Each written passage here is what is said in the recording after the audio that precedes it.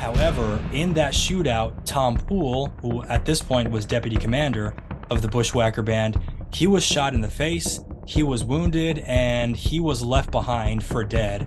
They fully expected him to die of wounds, but he did not die of wounds. He was arrested.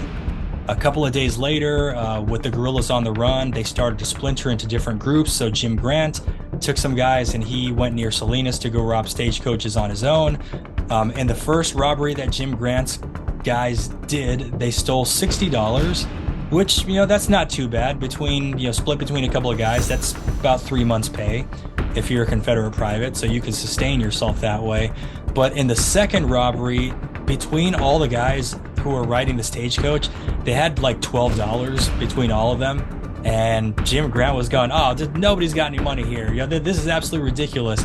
And because the stagecoach driver, he'd seen these guys, they just committed armed robbery, so their lives were effectively over. And for $12, he felt bad for them, so the stagecoach driver just offered them a swig of whiskey. So they took the swig of whiskey and then they just left. They ended up getting arrested, like most of the guys in this guerrilla band. Then on July 14th, the Santa Clara County Sheriff, so we're dealing with 2 or 3 different law enforcement agencies at this time. The Santa Clara County Sheriff got intel on the house where they were hiding outside of San Jose. He got a posse together and they showed up on the night of July 14th.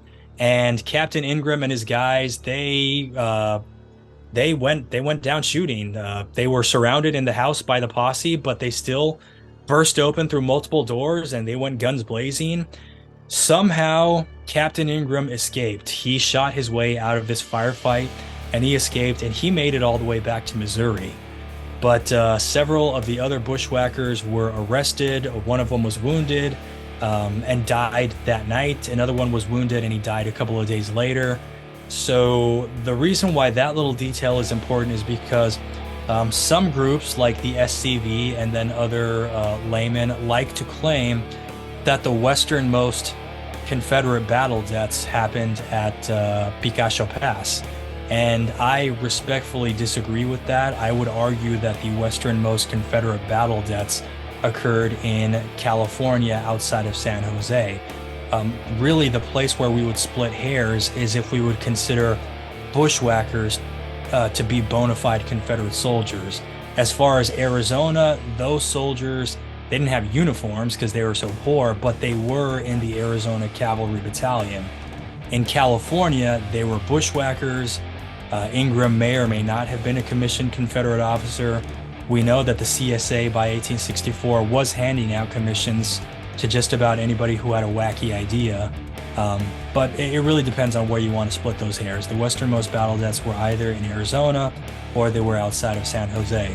But the Confederates lost. The band was dissolved. And then a few weeks after the last shootout in July, the Santa Clara County Sheriff again showed up at a political meeting. He showed up at a political meeting inside the city of San Jose with a small sheriff's posse and 4 companies of federal infantry soldiers so that there would be absolutely no incident. And they arrested 10 copperheads. They just went without a word, you, and they were out of there. And then those guys were standing trial. But yeah, the sheriff of Santa Clara arrested those guys, backed up by 4 companies of infantry. That was the inglorious end of the Confederate guerrilla war in Northern California. Now, Captain Ingram, as I said, he escaped back to Missouri. Tom Poole was captured because he was left for dead. Before the shootout on July 14th, which killed the other Southern bushwhackers, Tom Poole was already standing trial, and he was convicted, and he was found guilty. Now, he was found guilty of the murder of Deputy Staples. Now, here is the kicker where Tom Poole really got the raw end of the deal. The way the details of that shootout happened, Tom Poole was shot in the face in the first 10 seconds of that gunfight. He never had a chance to lift his own gun and take any kind of shot at law enforcement. It was the other bushwhackers that specifically killed Deputy Staples and wounded the constable who somehow escaped by a miracle. But because Captain Ingram, who was the principal in that murder investigation, he was gone, the other 2 bushwhackers were dead, and then the other witness who might have been standing trial there, he flipped and he turned witness. So because there was nobody left, even though Tom Poole didn't actually have anything to do with the death of Deputy Staples, he was the principal with this murder charge. He was found guilty, and in October, he was executed by hanging at the Placerville gallows. So Tom Poole wanted to do something epic and be a part of history, and he was, although not in the way that he thought he was.